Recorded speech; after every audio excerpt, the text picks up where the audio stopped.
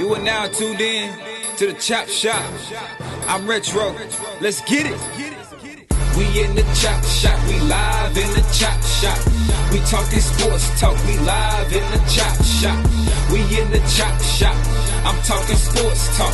So turn your dials up. It's live in the Chop Shop. We in the Chop Shop. We live in the Chop Shop. We talking sports talk. We live in the Chop Shop. We in the Chop Shop. I'm talking sports talk. So turn your dials up, it's live in the Chop Shop.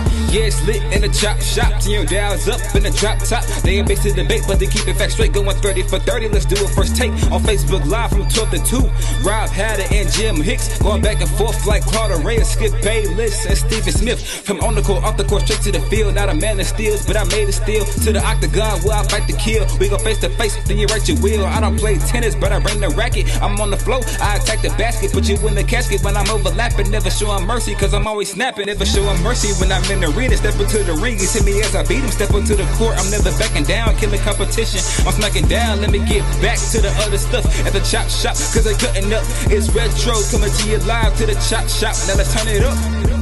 Yeah, we in the Chop Shop, man. Shout out to Jim Hicks and Rob Hatter. You can catch the Chop Shop live from 12 to 2 on Facebook Live. Let's get it. We in the Chop Shop. We live in the Chop Shop. We talking sports talk. We live in the Chop Shop. We in the Chop Shop. I'm talking sports talk. So turn your dials up. It's live in the Chop Shop. We in the Chop Shop. We live in the Chop Shop. We talking sports talk. We live in the Chop Shop. We in the Chop Shop. I'm talking sports talk. So turn your dials up. It's live in the Chop Shop.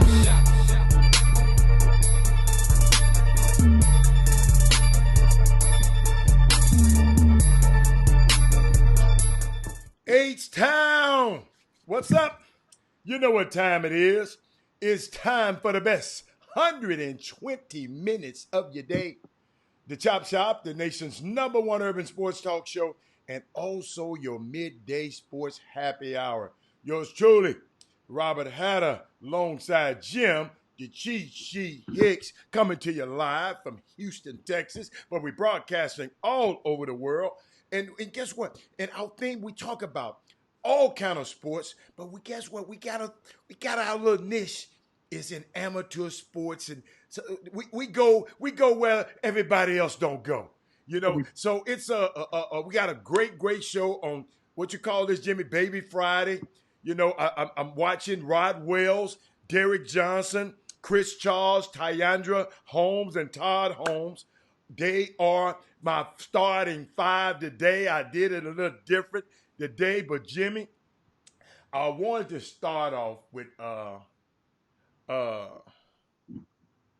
as we continue, y'all, as we continue to practice social distancing.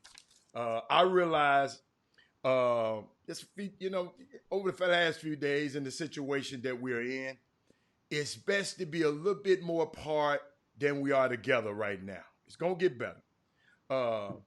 You know, everyone. I know it's weird. I know it's uncomfortable at times, but understand that I believe it's the right thing for us to do for the foreseeable future. But guess what? Happy New Year, everybody. You know what I mean? Happy. It's 4:00 yesterday. Began the new year for the NFL, but it was weird, Jimmy. It was weird. You remember I was telling you about as the deadline crossed, I'm so used to the press conference or the press releases. But guess what? All those press releases for those teams, they didn't come. They couldn't do it this year because of our unique circumstances we're under. Always remember this, Jimmy. It's two things in a contract. Two things a contract need, NFL contract needs. It's the signature and the physical. And the player has to pass it for it to be official.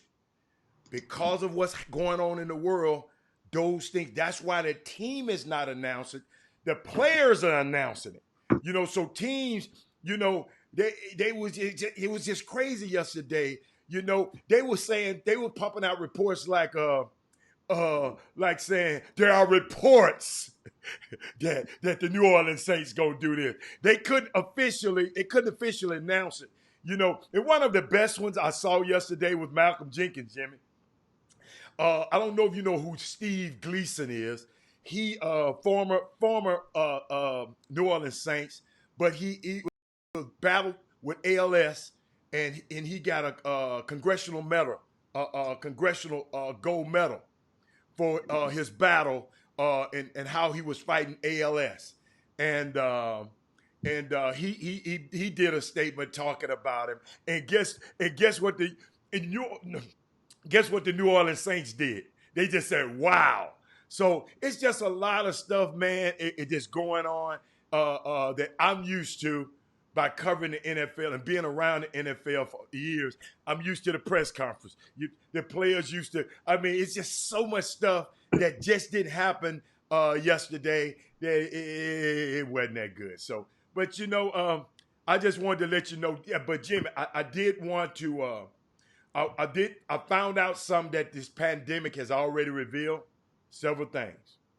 Schools are so much more than just schools. Okay? Been hearing for these parents, Jimmy. Many people now realize how tough it is to be a teacher, and the teachers are grossly underpaid. I know I said it once, I'm saying it again. Teachers are irreplaceable and essential to learning and education. I'm just telling y'all, I've been hearing people, oh my God, they ready to send them kids somewhere. But Jimmy, what you got, man? What else you got? Because I got some more, but what else you got? I had to give a little monologue in. I'm sorry. Come on this Baby Friday. We're going to be joined shortly by Doug Jones, RCS Sports. Oh, Lord. He's going to talk some, right now in the business of anybody that covers local, regional sports, period. Life it's a time you got to get real creative. And that's, already I looked at the Houston Chronicle this morning, and I noticed the Houston Chronicle was only 6 pages, 3 full pages split. Understand, that's it. Because it's not much content. They would normally get a lot of the content from the Associated Press. And then it goes in off the wire and they would make stories. But it's now you have to go and actually go and find a good story right now. And how many, so as a result, it's slow. It's slow, what they call on the street, slow boogie right now. That means so now you got to go and find ways to keep your audience intrigued, entertained, captivated, and more importantly, informed. Jimmy, don't do that, Jimmy. Because guess what? People been calling me talking about, since we in, can y'all come on Friday? I said, no, that's an executive. No, I got something to do. I got something to do, y'all. No. I actually work on Friday. and even think about it. In your local news, what is it for them to talk about in sports? Think about it. So they're still going to get paid, hopefully, but the newspapers already were hanging from a thread. The hard copy. Think about it. The newspapers nationwide had already, over the past 5 years, had already begun the downsizing phase component. Now, it's going to affect, and here's the thing, a lot of the students that are home from college now, what do you think many of those students are going to be trying to do while they're home? The first week or two that they're home, I'm not talking about the athletes. I'm talking about the students. It's more students than there are student athletes by far. Yes, sir. It dwarfs the number. So what are those students? What do you think many of those are trying to do who are the underclassmen? They're trying to go and get temporary jobs. But ain't no jobs. Exactly. So that means the people that were already unemployed, right? You know, and you think about it, and I mean, Jimmy, people are laying off now. So what do you But think? hold up, People in the hold up. hotel in Kroger is hiring, I saw. HEB as well. Okay. I mean, because now you need more stockers. That's more. The volume is double, triple as far as moving and passing through the shelves, especially in certain departments in the grocery stores or in those chains. The hotel industry has dried completely up. Right? The hotel industry has dried up. Many people within the hotel industry have been laid off. What they call, here's the term, furloughed. That's not a new term. Well, I mean, that's handy now. That's the term they use. Yeah. They've been furloughed. So what do you think those people in the hotel industry, what do you think they're going to be trying to do? They're going to be trying to seek the same jobs, you see, that this 21, 18, 19, 21, 22-year-old is going to be seeking. The experience factors are different because, and I mean, just think about it, it's going to trickle all the way down. Those people that work in the movie theaters, the bartenders out there, all of the bartenders, there's the bars in Texas in Greater Houston have been closed. Jimmy, today, guess what I found out about the restaurants? So Jimmy, you all right? You remember I told they can give you liquor. They can send you liquor, but Jimmy, if you order food. If you order food, but Jimmy, want the liquor? Cause you know you don't like no ice in yours. How they bring the ice? They just bring it. I wonder how they deliver it. If anybody has had that done, I was curious. Well, you would assume. Okay. That you're gonna either request it to be straight, you know, bring the ice separate, or, you know, you would expect that.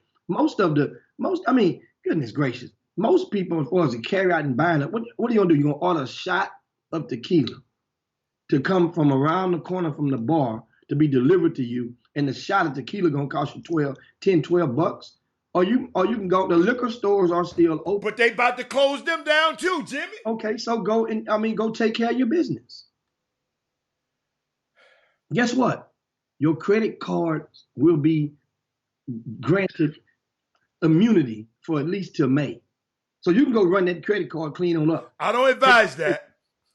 No, I'm just saying, if you got an extra, if you don't have it, you still don't have to. Most credit card companies are going to give a forbearance. A lot of the landlords are going to give a forbearance. But you're not going to give it to you automatically. You have to request it in writing. This stuff is, I mean, it's ways, trust me, it's not, if for those who are informed, then you will have a better odds of navigating through. It's the uninformed, and there will always be a sector of uninformed, because there will always be a sector of those who just don't give a damn. And that don't mean you're necessarily uninformed, but the uninformed, if they wanted to be informed, then they know what to do. You know what to do. Don't get it twisted. No matter how you felt about the news, no matter how you felt about reading the newspaper or going online to the news station, no matter how you felt about it before, it's still an avenue to get informed on essential stuff, like where you can go and get free testing. They have places around that if you were desired, you just want to get out the house. It's a drive-through. They have certain places around. You can go to one of your local news stations, and I know in Houston, and it will tell you exactly what locations have free COVID-19 testing. So we have them in Houston now? Because a few days ago we did. Yes, we have them. What state representative, Congresswoman Sheila Jackson Lee was on yesterday evening explaining, giving the detail, and this morning, you know, she's not going to shy away from getting that good out. She ain't going to shy away from that now. The one thing about it now, she's mastered that art. There are a lot of people she going to get in front of that camera. About time, Sheila. That's a free commercial though. And she going to be at your church. Oh, she going to do that. She gonna Don King right in the back with the arm in the half. No. She sit in front of ours. She sit in front of y'all. Okay. Cause guess what? She want to say something. She want to say. And so, speaking of saying something, we get into some sports right now. Before we expect to be joined shortly by Doug Jones, RCS Sports. We'll talk about some college stuff and reflect on the basketball season, the high school season. Talk about some of the top unsigned seniors and give some tips for those who are out there on what to do. So we'll have a great dialogue on that. I know you didn't see that coming. Meanwhile, how about Michelle Roberts? And Michelle Roberts gave pushback to the New York's mayor. What is his name? De Blasio? Yeah. And in his statement, basically questioning how could the idea or the decision to test all of the NBA teams in the state before the regular people that were in dire need of being tested, because they had only allocated so many testing kits per area per week.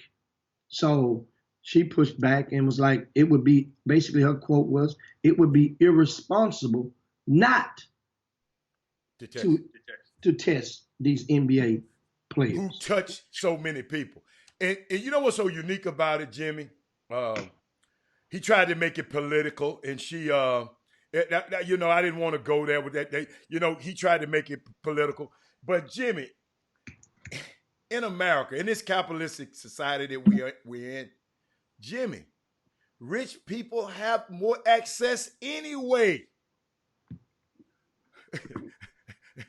Rich people have access to everything first and everything. So the statement he said, it was just kind of, and I don't understand what he was talking about. But the Nets, they even published that Jimmy, they paid for it separately. They didn't use the government. They hired some, however they got them. They got it and had it through. They paid for it themselves. They didn't use the government allotted test for their people. So I mean, and they had to be tested, because guess what? Think about this, Jimmy. We already know it's gonna be some more guys. You already know that. In New York, just think about it. They live in New York. Come on. And guess what, Jimmy? They played against who? The Lakers. So now we got to test the Lakers, and the Lakers played.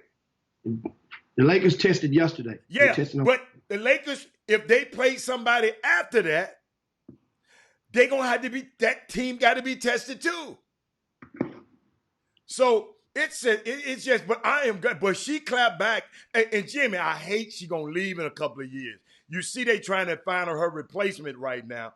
She's saying she moving on and to other things she want to do in life. So shout out to Michelle Roberts. But I mean, that's why would you think that she would want to move on so soon? She done what she did. She didn't, Jimmy. If you go back, see, I remember earlier. Jimmy, they had to almost pull her leg. Chris Paul and them had to pull her leg to come and do this. She's an accomplished lawyer. She had an accomplished private practice, Jimmy. When you've been out on your own and run stuff, and now you got to come and get a check, it's a different life, and you got to be accountable to other people. Hey, this woman was a boss. Now she was part of a organization. So, I mean, you never know. She didn't say she was going to do this for the rest of her life. And guess what? Nobody should do this job that long. This is not a job for somebody to stay on for the rest of their lives. No, it's not. This is not like the commissioner. This is just the president or executive person of the association. They're going to have another one. They're going to have another one after that. And they're going to have another one after that. But she came in and did some things, and she created a great environment with Adam Silver, with Mark Tatum, that she created a partnership environment that the players didn't have with David Stern. So She just ushered, Sack like Jimmy. I'm gonna use a biblical reference. Moses took people out of bondage, but it needed Joshua to take them into the promised land. You follow me? In other words, she had to do this to get them out of bondage. And now they trying to groom a person to bring them. They trying to bring a Joshua of mind into the next negotiations. So and guess what? They trying to make it in time before the next negotiations roll around. You follow me? So that's what's going on out there. And of course that was my stand over there, just dropping. Meanwhile, I want to give you guys a little tip as we will be providing throughout the show today. The governor of Texas is expected to have an oppressor. Matter of fact, having an oppressor right now, and he's expected to shut down all bars and restaurants in the state of Texas. And all of them statewide. And that's this is what I was hinting to yesterday on the Chop Shop. What they did was they didn't want to seem like the big bad wolves to come and force people, to not congregate in abundance. They didn't want to make it seem like, because it's the land of the free. They didn't want to make it seem like they were, already, especially in this election year. They didn't want to make people. They recommended it, but they didn't want to make you. Yeah. That was a difference. So that means you recommend. It's like recommending. I like when people recommend me rather than make me. Think about it like this. A lot of people have kids, right? Out there. You guys are watching. Hadn't there been a time when you told the kids before they started playing over, hey, look, I want y'all to go to bed at around, because we got to get up in the morning. We got to go do this. So make sure y'all go to bed at so-and-so. Y'all get to sleep, get some rest, right? Coaches do it when they're on the road with their teams, And you look here, curfews at a certain time. That means being in the room. And you hoping that the curfew would make people go to sleep. Not necessarily so. So that means now, if you have to go and physically cut the TV off, walk out with the remote, unplug it from the wall, or cut the lights off. Look, y'all going to bed. Nobody likes that. Nobody likes that. You see? So that's the thing. What you have to be careful, where we're heading now. Padre Island good point. Has shut down. So now the kids who've been at Padre Island for de facto spring break, they have to go back to their cities now. And odds are, are they going to give everybody their temperature or thermometer when they leave and when they arrive back? No. They need to be quarantined. It's a good bingo. Jimmy, I got something for you, Jimmy. Jimmy, I got something for you, man. I pulled it up. Where the little kids at? Jimmy, this what we dealing with. Y'all got to listen to this. Check this out. I get corona. At the end of the day, I'm not going to let it stop me from partying. I've been waiting.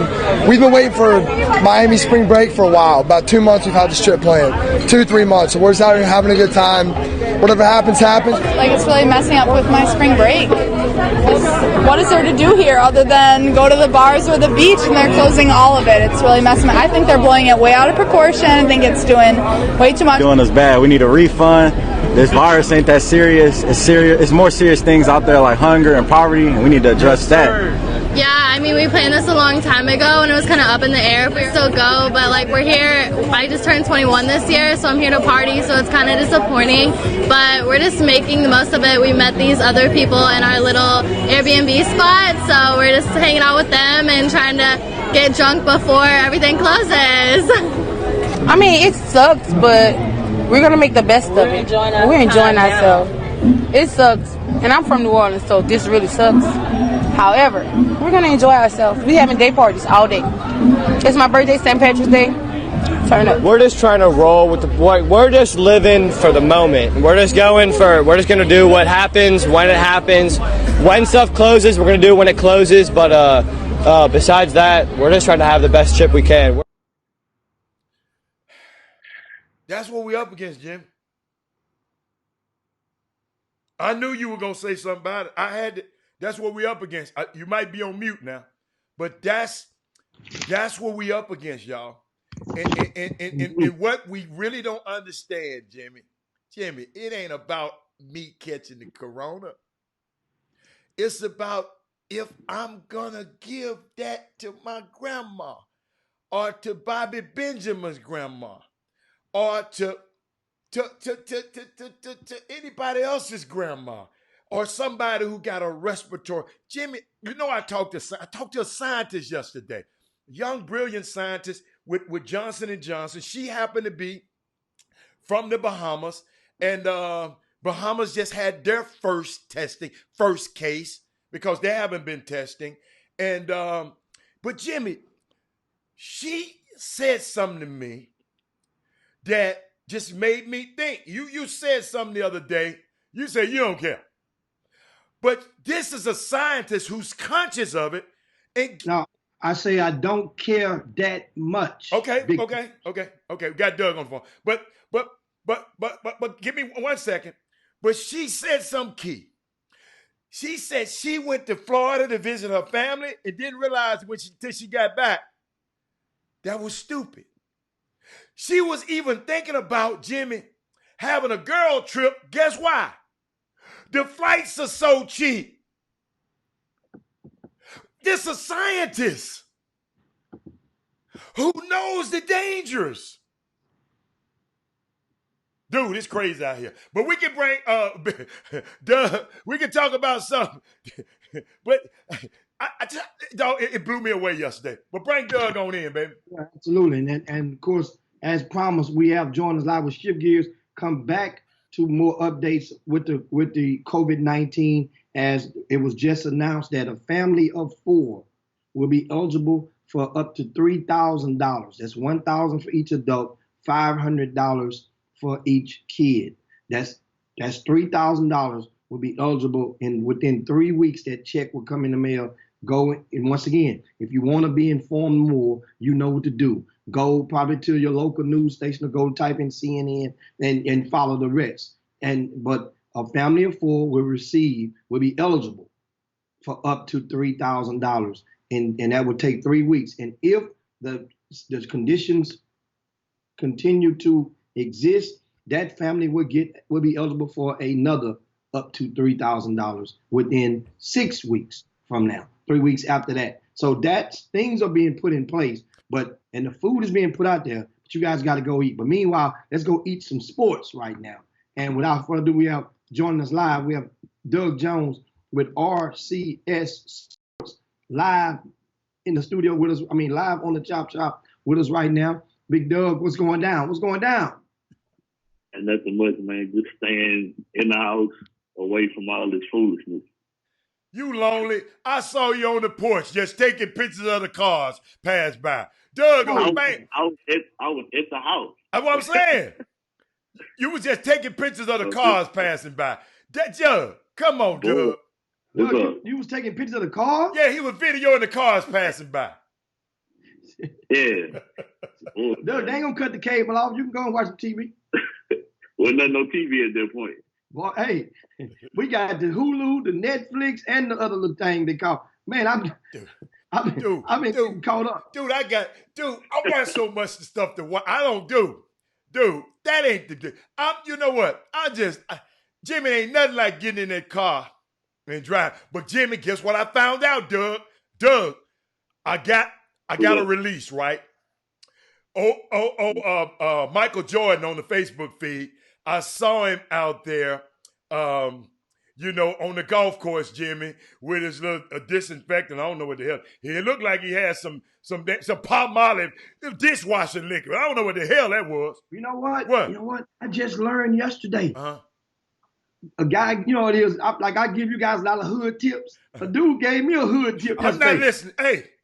I had to go to the dollar store to get some envelopes because I ran out of envelopes giving all the refunds back from the spring icebreaker. I had to go get some more envelopes, another box. I said, well, It's probably easier and quicker because the dollar stores, I've yet to see a line in the dollar stores in my part of town. I've yet to see one pass 7 people in the line, period. And I've been to the dollar store every 2 or 3 days. Now, I go to get some envelopes, and the guy tells me, I say, hey man, you got in that hand, the soap that come in the little thing like that, the soap. And he's like, we gonna look. I don't know, I'm not sure. We go look, none there. He say, man, you know what? But work just the same. He say, the small dishwashing liquid with the one that got antibacterial on it. You pour it in the same thing. They say, get some, pour it in there. Guess what? It's still gonna be the Did water. you talk to the Surgeon General, or are you gonna listen to the hood dude at the Dollar General store? The ingredient is what you're seeking, Hannah, which makes sense because you're gonna watch. Remember, that's not hand sanitizer. You're using it with water. It's soap. It's soap. You can wash your hands with soap. You're right. The same antibacterial ingredient is in that both of them. Hey, have y'all seen the video that's out? Doug, you can jump in at any time, Doug. You seen the video that's out when the kid put their hand in the little Petri dish and the pepper flakes didn't move? Yeah. And then she washed her hands with soap and she put it in there and the bacteria moved. That's amazing to me. But Jimmy, golfing. Jimmy, guess what? I was going to invite a couple of people out to my golf club tomorrow and play golf, right? Guess what they told me today? As of today, it's members only. Can't bring no guests. Because you're going to ride on one cart and they have to, anytime that cart is used, they have to come and fumigate and clean that cart thoroughly before another person can use it. No 2 people on the cart are together. So you don't have that many carts, available unless you got your own cart. And so it canceled. Jimmy, I'm not going to play golf because if that many people out on the golf course, I don't want to be out there anyway. You follow? And Jimmy, guess what the rule? And he was saying, you can't pick up the flag. We usually take the flag out. Don't touch the flag. It's just a lot of stuff. You can't use the ball washer no more. I mean, it's a lot of stuff. Dude, this is our new normal, man. We can't. And guess what? Charlotte Vet gonna tell me to come out to Kingwood. Man, ain't no way in the world I'm gonna come way out there and play on your golf course so you can cheat me again. I'm sorry, Doug. Doug, what's going on? Let's talk about it. You say you cheated him. Jim, let me tell you something. Charlotte Vet said you cheated him. Jimmy. Doug, which one you think will tell the truth? Jimmy, my nickname, they call me Robert Woods. And I told him to stop calling me my that. cousin, so I'm rolling with him. Hey, Doug. Doug, you know what? Some people, let's talk about, Jimmy, let's talk about high school. Watch me, Jimmy. Let's talk about high school sports because we got 2 experts on the line. Is that better? Is that better, Doug?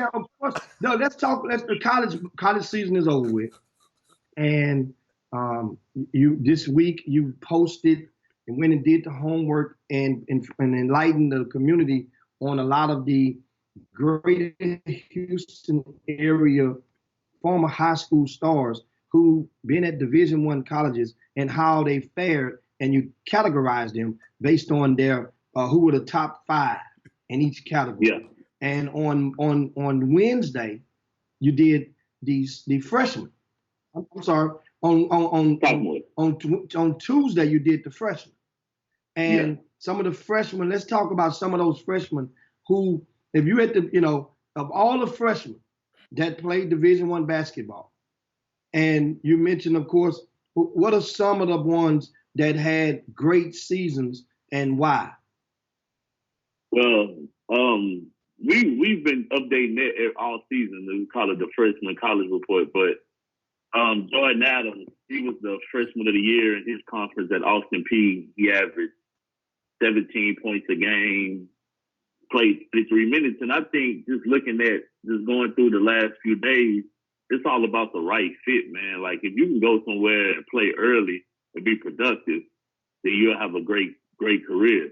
So if all the parents that's listening, and if you got kids that's thinking about going to college and have the opportunity to play at a Division I college. Just look at the right fit. Don't look at the name. That's major. And of course, so Jordan Adams is one. Of course, he played the most games of all the freshmen in Division I that's from the Great Houston area.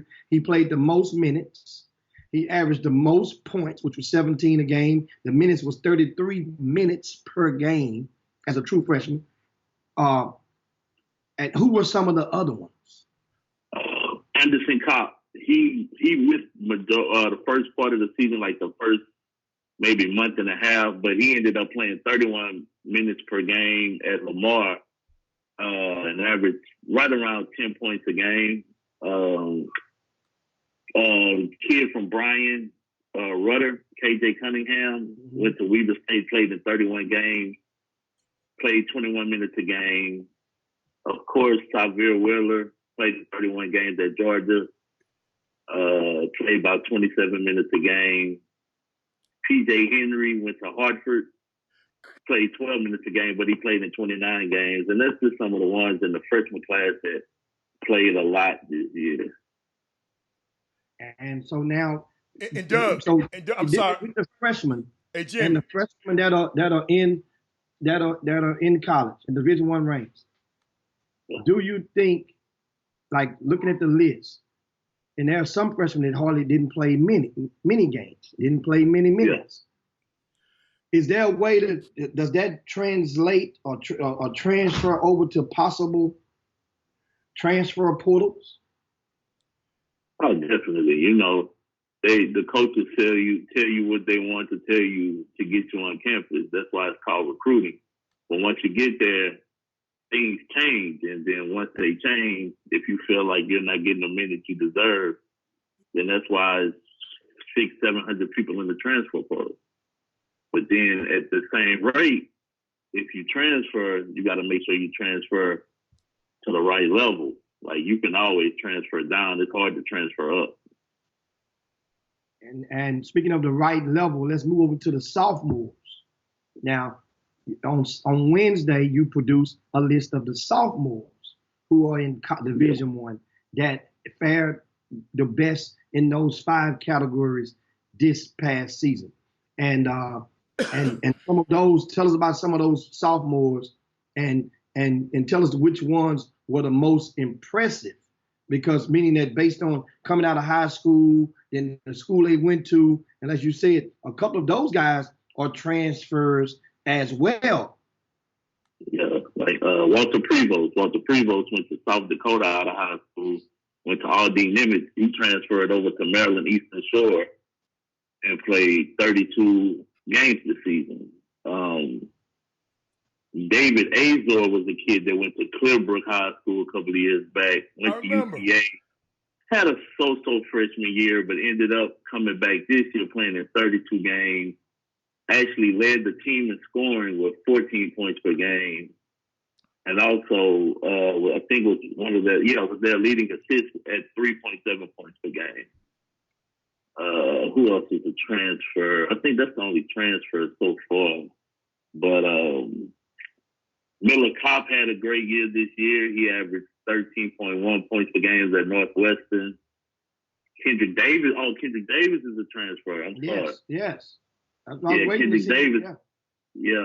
Averaged 34 minutes a game, 14 points per game, and 6.7 assists per game as well. So that means, Jimmy, I want Doug, I saw with Kendrick Davis. I know you keep up with him a lot. When he, when the season was over, he said, like, thank you, SMU, for, it seemed like he was leaving again. Nah, that was just like thanking him for the season and embracing him as the new kid. But no, he's not going anywhere. Okay. But the way it was written, Yeah. Yeah, so No, believe me, when I saw it, I immediately texted. Oh, okay. Okay. But he was like, I was just thanking him for the season. And speaking of, we've just tuned to the Chop Shop. Doug Jones is live with us, and I'm looking at some of the list of the sophomores, Doug, and a lot of these guys, are doing well. You mentioned Miller Kopp. He's the brother of the other Anderson Cop, right? Yeah, Anderson Cop. They have 4 kids that's gonna have the opportunity to play Division I ball. That's unbelievable. The Cop family. The oldest, Braden, is a tight end at Vanderbilt. Miller's at Northwestern. Anderson is at Lamar, and the youngest, Maddox, has a few Division I football scholarships. So they getting it done in the Cop household. So now let's move on to the juniors. The junior class, you gave the same list for the Division I juniors who were from Greater Houston. And tell us about some of those. And those include a couple of transfers as well. Yeah, Josh Hall was at Nevada. He played the most games at Missouri. He's at Missouri State now. He played 33 games this year. AJ Lawson went to North Texas. He's at McNeese State now. I actually saw them play last Wednesday in the Southland Conference tournament before they canceled it. He played 32 games this year. Reggie Miller was he's a JUCO transfer, but he's at Abilene Christian. He at 2.1 assists per game this year. But I think the biggest surprise, Cameron McGusty as well was at Oklahoma. He's at Miami. At 12.5. But the biggest name that jumps out on this list was Derek Austin, who went to Boise State as a preferred walk-on. Now he's considered maybe a lottery pick in the NBA draft. Yeah, Derek Austin is went to straight Jesuit, and it just proves. So Doug, Derek Austin, as an example, was he that good then, or did he just get better? He got better, man. Like, he had the size, but he was like real frail. You could see that he had a nice skill set, but like I always say, kids get better, man. If they put in the work and dedication, you can always get better. So he definitely took that upon himself, got to Boise State, and got he could do it.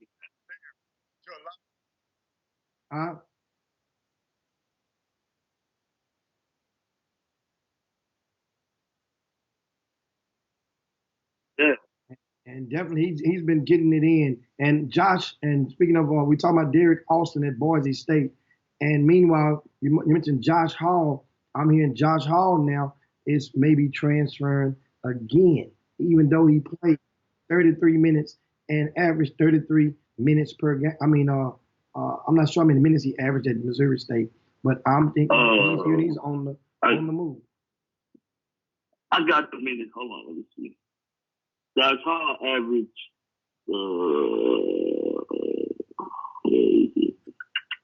21 minutes a game, almost 22 minutes a game. Yeah, and could be on the move. So now, speaking of transfers, the portal. Who are some of the names that you learned that have put their name in the portal in the recent weeks that are from the Greater Houston area? Who are some of the kids that are on the move now? The only one I've heard, I don't know how true it is, was Noah Thomason from Houston Baptist. I heard he may be moving.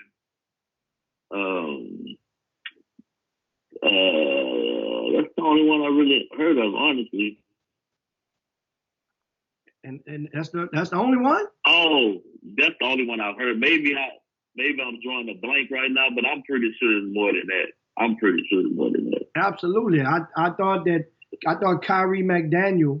Yeah, Kyrie McDaniel was leaving SFA. Yes, and that's several more. And what we do is that would be one of the things, I guess, on Monday on RCS Sports we can come out with the players who have placed their name in the portal. I mentioned 2 days ago, Christian Sholin is leaving Georgia Tech, and that's another one that's on the move. That's a transfer. He's about 6'8". He's a kid. From Norway. I think is one of his where he played for the national team and led them in scoring about 4 or 5 years ago.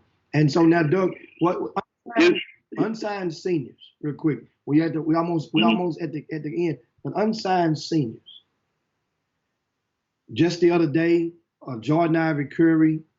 Last week we had him on the Chop Shop. He decommitted from Appalachian State and promptly committed to UTSA.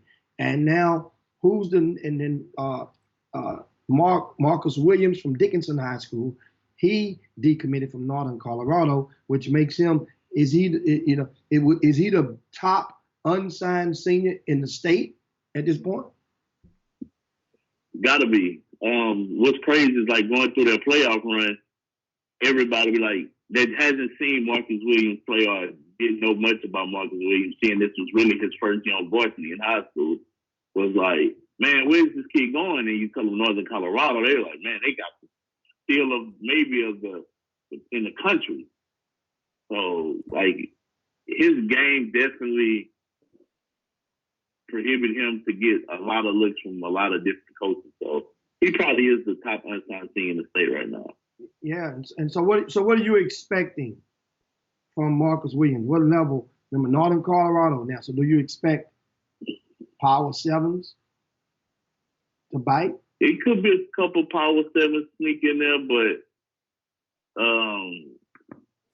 yeah, like it's all about fit, man. I think he has the Power Seven talent, but you can always go to a Power Seven, have Power Seven talent, and don't produce at a Power Seven.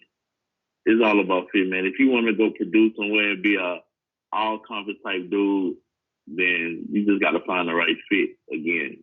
Like Jordan Adams has Power 7 talent. Of course he does. 6'5", athletic, can shoot it. But he went to the right fit, and he's conference freshman of the year, first team all-conference. So. And Doug, I saw some stuff where Max Preps they had, because Bobby Benjamin just mentioned, Max Preps had the first team and second team and third team people. How long they been doing that? And when did they start doing that? And are there any other services or publications that has that, or is Max Prep the Bible when saying who is the best player in the state, or who's the number one player in the state, and who not? Are there other entities? You understand what I'm talking about? It's a bunch of entities like Texas Hoops and all that. Okay. I mean, you have RCS Sports. No, I'm talking about state. I'm talking about states. The state. Texas Hoops. They cover the state mostly, but Max Preps is where a lot of people go to get game updates for all over the state and sometimes stats, but that's really coach driven or fan driven because they can submit scores if you sign up, and coaches go in there and put their stats in. So the reason I don't know how true it is, but I saw on Twitter earlier today that Yates was the number one team in 4A, but they came out with an all 4A state team and nobody from Yates was on it. So the reason I said, Doug, the reason I said it's that it's called the Texas All-State Boys Basketball Team. I wish I don't think you've seen it. It's presented by Southern Link, and I'm not familiar with Southern Link, but it's under the Max Prep banner. And those guys are the first team. They got a first team: Greg Brown, L.J. Cryer, Harrison Ingram, Tremont Mark, and Michael Peavy. Okay. Then they have a second team: KJ Adams, Lee Dort, Keontae George, Mike Miles, Antonio Morris. All of this seem to have a Dallas flavor. Mostly. It's a Dallas flavor in it. Then the third team is Jacoby Coles, Bryce Griggs, Hayden Hefner, Jamal Shedd, and Marcus Williams. So I just saw that the other day, and I'm glad somebody brought it up on the feed. That's what made me think about it, Jimmy. And then, Jimmy, I saw Doug, and I don't know if y'all saw how the coaches, this TABC, the coaches, the coach of the year in these regions, and the coach, like in the 5A, the guy at Lake Creek is the state 5A Region 3 Coach of the Year. And then, hold up, just to say, let me bring it home. Doug, at the end of the show yesterday, I'm glad you're on here, but we got to break for a commercial in just a second, Doug. But, Doug, they told me what district Hightower in. What's that district, Jimmy? They said, President got the coach of the year over Stephen Woods. Now, some people might think but Mindy Collins brought it to my attention yesterday. And I said, wow, who in the hell? I guess in the district, I guess the coin flip separated them. They had the same record. They had the same wins. The coin flip. I think in a lot of those situations, don't the other coaches in the district? Yeah, okay. All right, I got you. See, I wanted you to say it. I didn't want to say it. Because the guy Hampshire Fournette, Ty Girito, he definitely should have been the coach of the year in that district. I mean, he took a team that won 20 games in the last 5 years to the second round of the playoffs and lost by like 5. What team? What team was that? He did coach of the year in the district. What team was that? Hampshire Fournette. For what team? I don't know these guys' name. What team? Yeah, that's out here this way. That's the team that Booker T. Washington beat in the second round of the playoffs. Okay, yeah, okay. You had to help me, dog. I don't know nothing about the rural areas that much. Yeah. Yeah, and also speaking of the regional awards, I remember this from and this is a proof. I think Angel was a longtime writer for the Houston Chronicle, guys. If you didn't know, you see Angel in the Boom Boom Room. Yeah. And he says, remember now, when it comes to TABC awards, those all regions, the coaches have to be a member, an active member of the association, in order to be eligible, or their players to be eligible for those awards. Okay. And same for nominating. That means you get no vote. How do the players become members? No. The coach has to be a member. That means if you're a coach and you ain't the member, then it can hurt your player from being picked to play in the All-Star game. Your coach is on you. Which that works the same for the Houston Area Basketball Coaches Association as well. We go to a quick break, come back, and guys, check this out. Come back. We got Doug Jones. We got some more questions for you. If you guys have questions for Doug Jones, pose them right on the timeline. And we will try to get them to Doug Jones right back. Keep Doug on. Doug, don't leave. But I just want to tell y'all, Jimmy, I want to tell y'all that the Off the Hook Classic that was supposed to be next month, the 3rd through the 5th, has been canceled.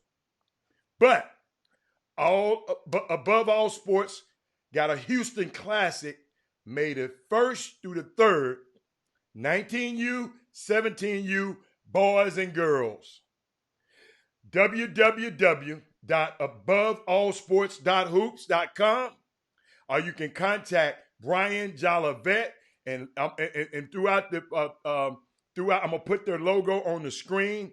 But guess what? He said, one down. I got 5 more loaded. I got 5 more bullets in the tank. I got 5 more in the chamber. So All Above Sports, the Houston Classic. So whenever we get over this this pandemic that we're in, believe you me, people are gonna be chomping for the bits. Jimmy, if they was trying to, Jimmy, you had 200 teams, didn't even want to get out of your event. Can you imagine when the first day they said, "Hey, we can go back"? People gonna go back. And Brian Jolivet wanted me to mention. Guess what? Doug Jones is at every one of his events. Doug Jones is there representing and and covering events. I'll let Doug tell you about that. But that's a great, and and throughout the season, I'm gonna give you and update you on every one of Above All Sports, AboveAllSportsHoops.com's events. Okay? All right, Jimmy. And Jimmy, hold up. And while we're there, I got another one I want to play. Hold on, Doug. Up out of there. Ain't ain't nothing but a gangsta party. Light that up, Snoop. Why you acting like that? You done put two of America's most wanted in the same fucking place at the same time.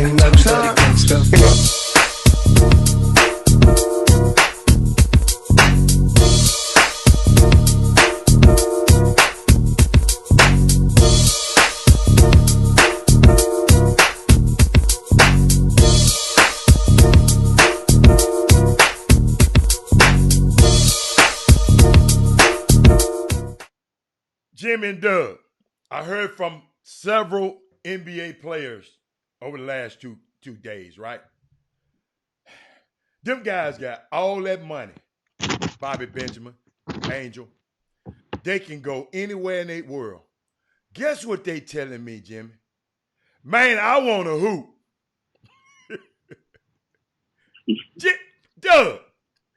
Doug, these guys can go. Well, you can't go anywhere. Oh, I'm sorry. You can't go. But that's all they saying. Man, I'm ready to hoop. I said, wow.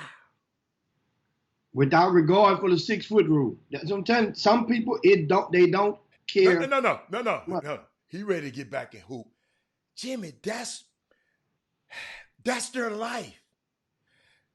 That what define most of them players in the NBA. We wouldn't know who a lot of them guys are. You think you would know? Kawhi Leonard don't even talk to nobody. You wouldn't know who he was. Their identity is locked up, and they just said, man, I just want to play. Now, he said, yeah, he want to hoop back on the stage. They want to be back. That's what I found out, and we'll talk about later what's so unique about what Adam Silver had to say in his press conference. But go. Let's continue with Doug. We got Doug Jones and Doug. They have questions for you already. And one of the questions Michael Jordan asked, I think, is who would be your most improved seniors this season in Greater Houston? So if you had to make a short list of your most improved seniors and why, each one is your name. Snoop, Sam Houston. Say the name again. John Shalhoub. Okay. John Shalhoub. Tell us how tall he is and whatnot. Shoots 6'9", can run the floor, athletic.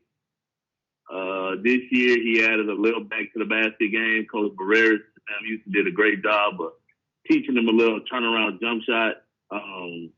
His best basketball days are ahead of him. Another kid is out here in the Beaumont area named Joseph Lucian. They just committed to Lamar State College, Port Arthur.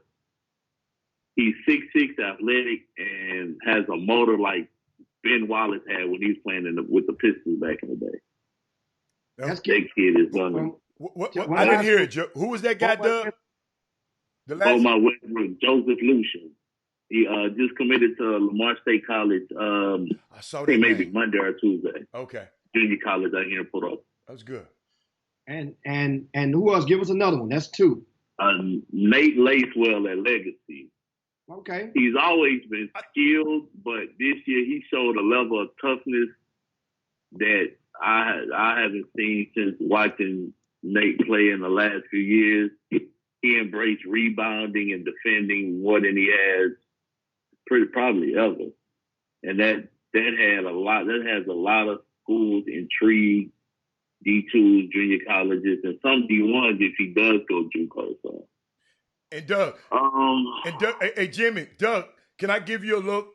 Doug, because I know you don't come and watch them that much, but Doug, what did you think about the first time when you saw Ja Robinson until now? You know, it's crazy. I was just about to mention his name. Okay. That was my next one. Okay. Okay. That was my next one. Okay. Ja improved a lot, man. This year he was more aggressive offensively. He's always been good defensively. But this year he took his offense to another level. And I think maybe a year JUCO would be good for him. But, I mean, if he goes D2, hey, nothing wrong with that as well. But now he's definitely one of the most improved as well. Now I'm going to give you a good short list of 3 that I'm gonna add and supplement that list. That was a great trio. I got another. Four. Go and make it five. That's four. Get Doug another one. Get Doug another one. What you got, Doug? I got another one. Falou Fasharo at Ridge Point. Yeah, that was one of mine. And Falou actually absolutely was one of the most improved seniors this past season. Now, that's five right there. I'm just gonna add three to the five.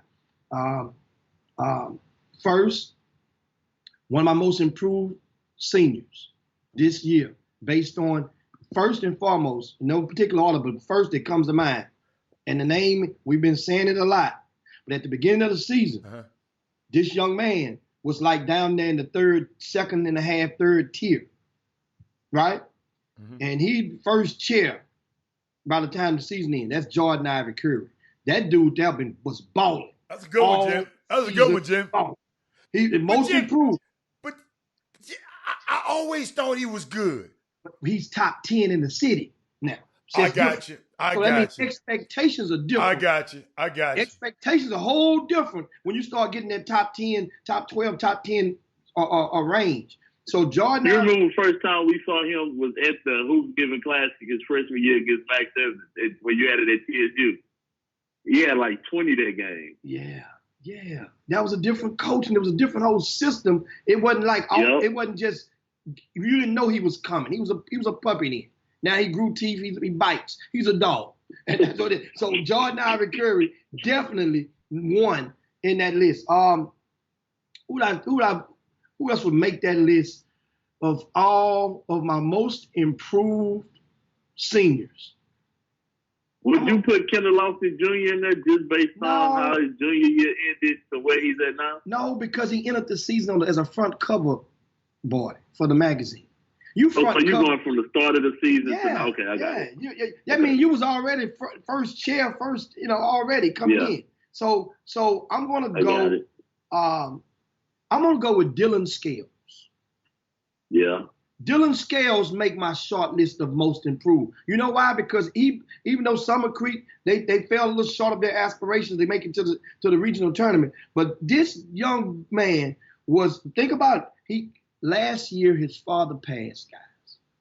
And, his season was just, it was a good, but it didn't move the knee. He had a lot of stuff going through. You lose your father right before the season starts.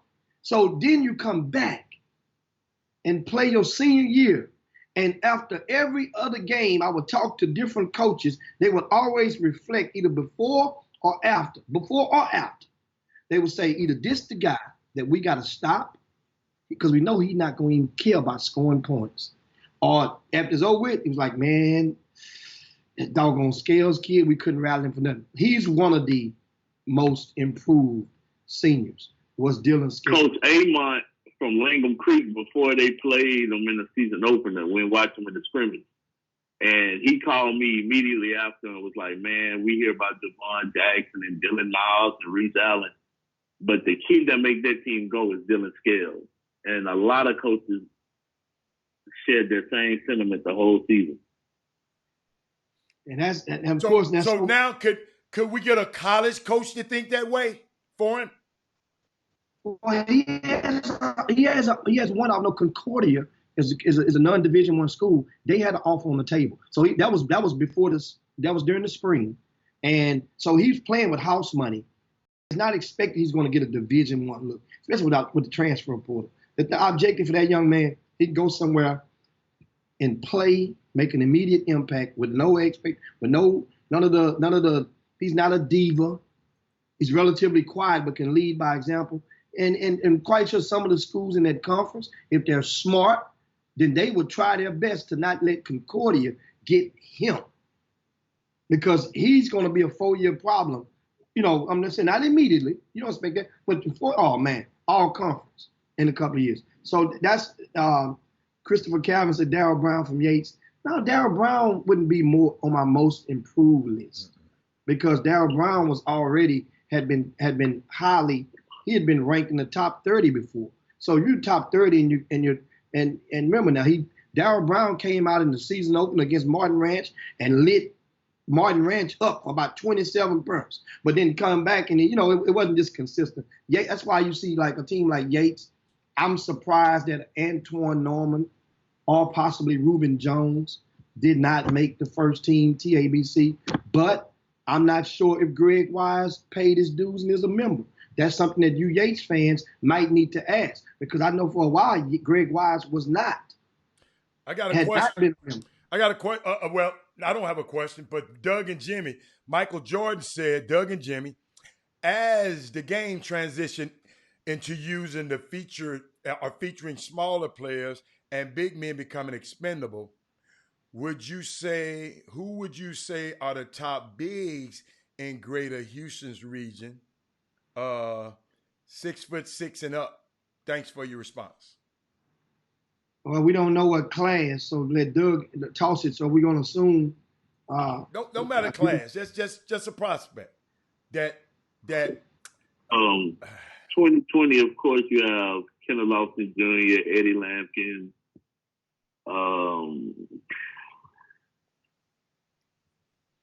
Nathan Clover, Tim Moore Jr. maybe. In the 2021 class, I'm really liking Brian Miles from Madison. Oh, man. I think that kid is really, really good, man. Where at, Jimmy? From Madison High School, Brian Miles. Madison High School. I haven't seen him. What about my guy, Sir Isaac? I was just about to get to him. Josh Farmer, Sir Isaac, big dudes.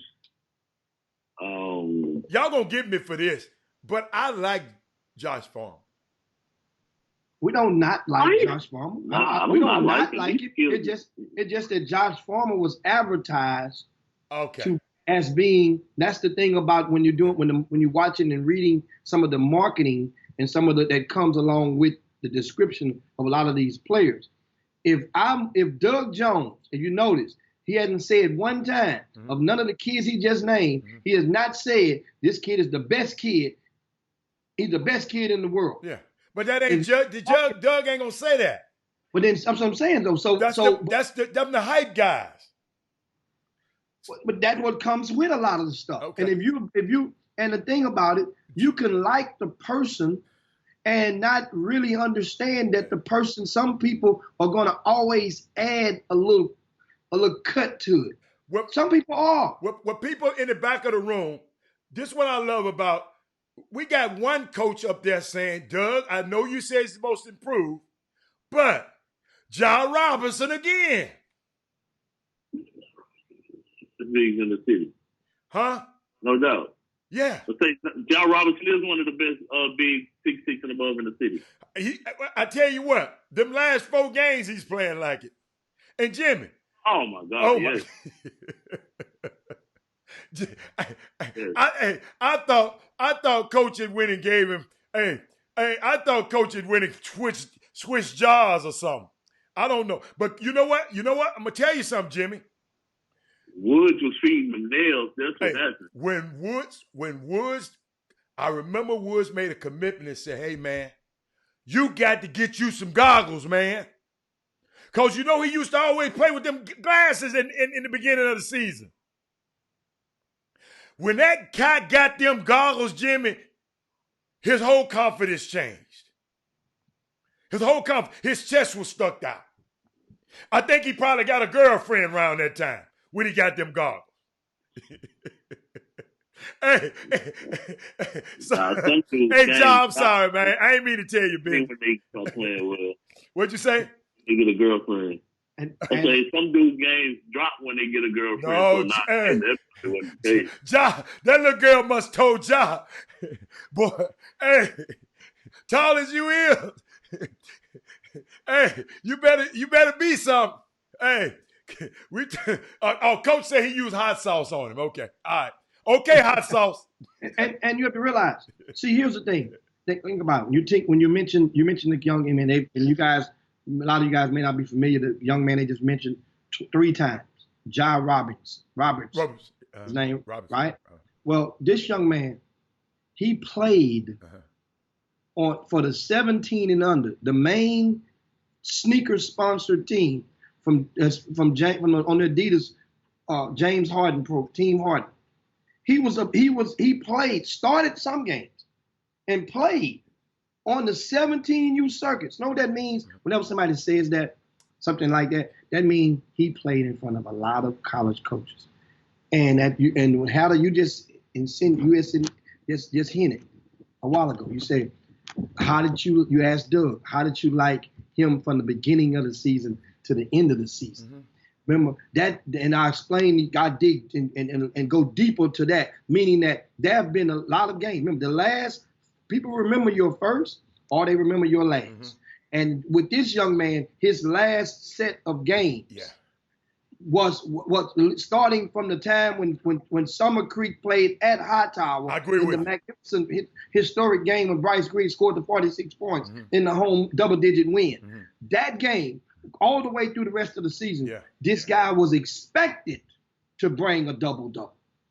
Now, there's been games before then, 4 points, 8 rebounds, 12 rebounds. Jimmy, even as far as the first Shadow Creek game, the first I wouldn't go all the way back to the first. No. He didn't do well. Oh, okay. He what? That's one time, and that's why I'm talking to Doug, cause Doug, that's when you remember that next day I came back and said the kid from Trey Lightner. See, I remember his name now. Trey Lightner had about 15 or 16 rebounds on him. And he had 14 boards that game. Yes. So I come back from Jimmy. After that game, I'm going to tell you, John Robinson teammates had a talk with him. His teammates. That's why I loved about the leadership of Chris O'Neal, Bryce Griggs, and Chris Harris, and Cam Collins. Those guys had a meeting of the mind. See, sometimes the coach can talk all he want to. Jim, you remember you said that a long time ago. You adults can try to recruit all you want to. Them youngsters say, hey, look here, dog, dude, you a senior with us. This our last year, man. We got a horse right here. Let's ride him on out. We ain't gonna play with no guy like this no more. That also says about John Robinson as well, that he could take that and turn that into production. Yes. Some kids will be too sensitive and take that, oh man, they hating and they getting on me. So I'm gonna go into a shell, but that says a lot about him as a person and as a kid too. That's great, Doug. Yes, you're right. Indeed. And another big man that we missed. From out of the area, when you talk about bigs, you need to look no further as far as promising over at Jack Yates High School. Jack Yates High School. Chooks and Allen. Chooks is an underclass, and Allen is an unsigned senior right now. And even, let me tell you something. I just ain't seen enough of him, Jimmy.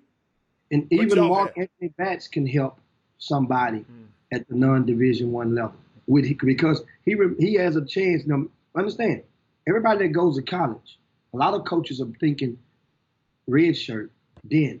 You see? Yeah. Remember? And so a lot of you guys were thinking like, what can he do in 6 months? No. Some guys like him will be the perfect red shirt candidate because it looks like he has the motor, and he reminds me, he has a little slice of what I remember before Kadeem Latin, the egg hatched for him. Interesting. I'm talking about the 11th grade, the high school version of Kadeem Latin. I'm talking about when he got to OU, when you're like, oh, where did this guy come? No. In high school, this kid was right. You know, he's not as good as Kadeem. Had more miles on him. And Kadeem was a son of a basketball. He was from basketball royalty.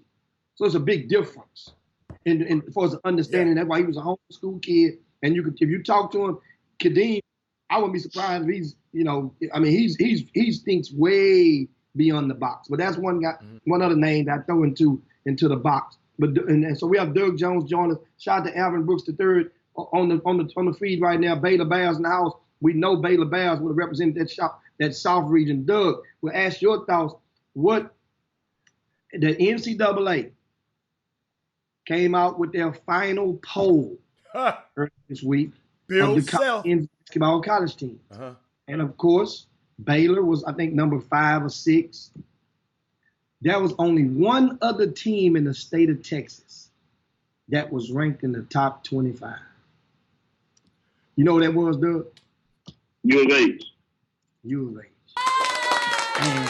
And what are your thoughts on the season that Baylor had? It's overall the colleges in Texas.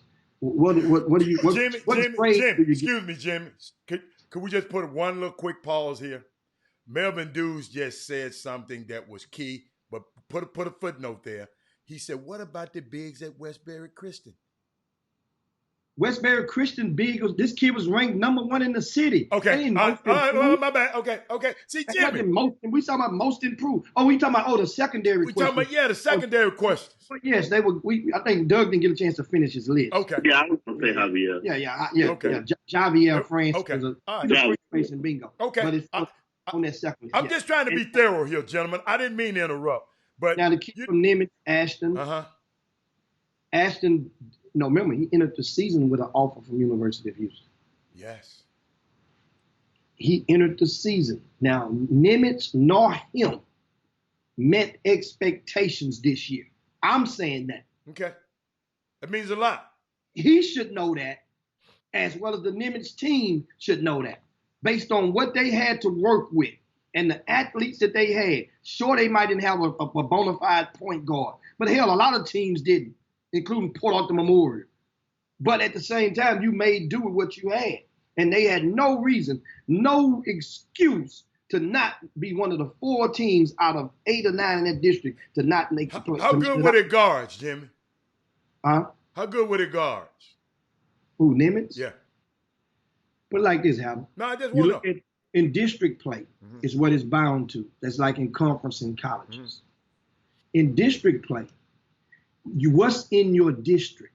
How many Division I guards are in your district? That means a lot. It really does.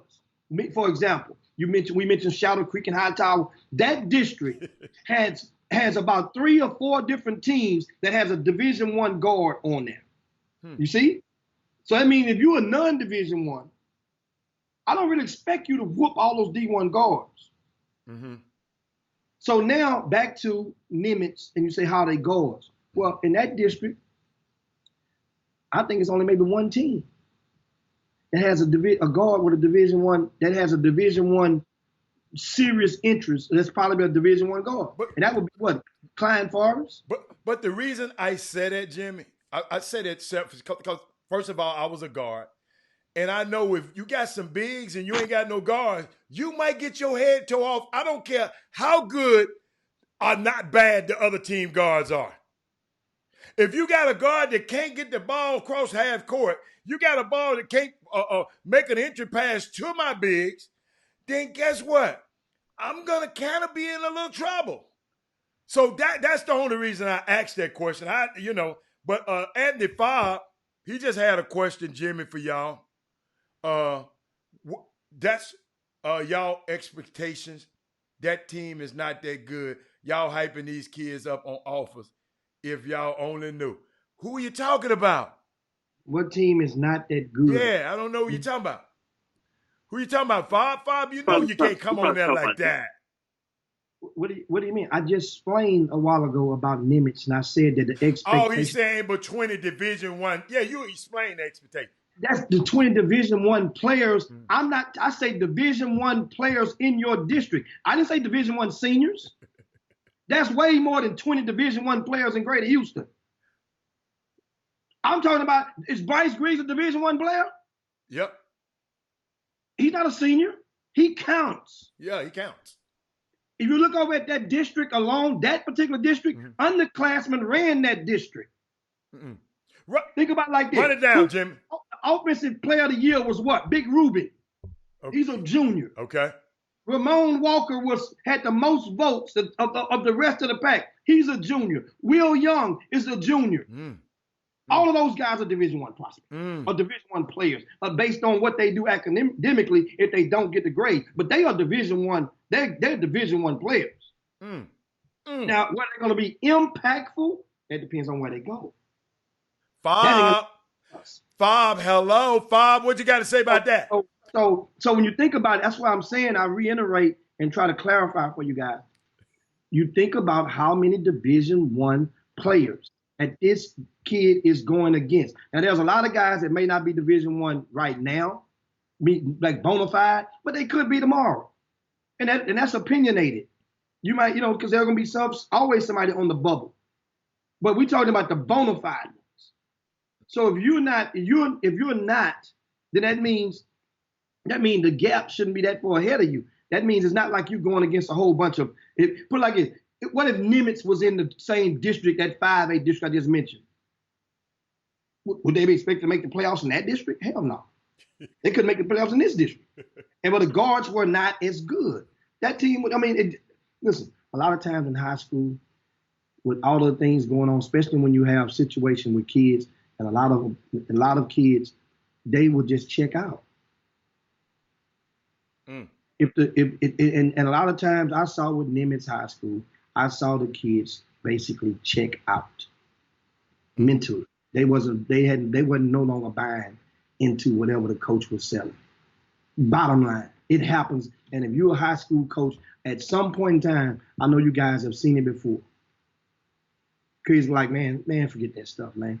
They doing their 8 and hitting the gate. But anyway, guys, we got Doug Jones live with us. We're going over a lot of stuff. I love the questions. Keep them going. But you said, do they 8 and get the gate? What'd you just say? They do their 8 and hit the gate. 2 hours a week at practice, 4 days a week. That's eight hours of practice. And do their 8 and they're hitting the gate. They're going to play twice. They're going to practice on 4 days, 6 days a week, Monday through Saturday.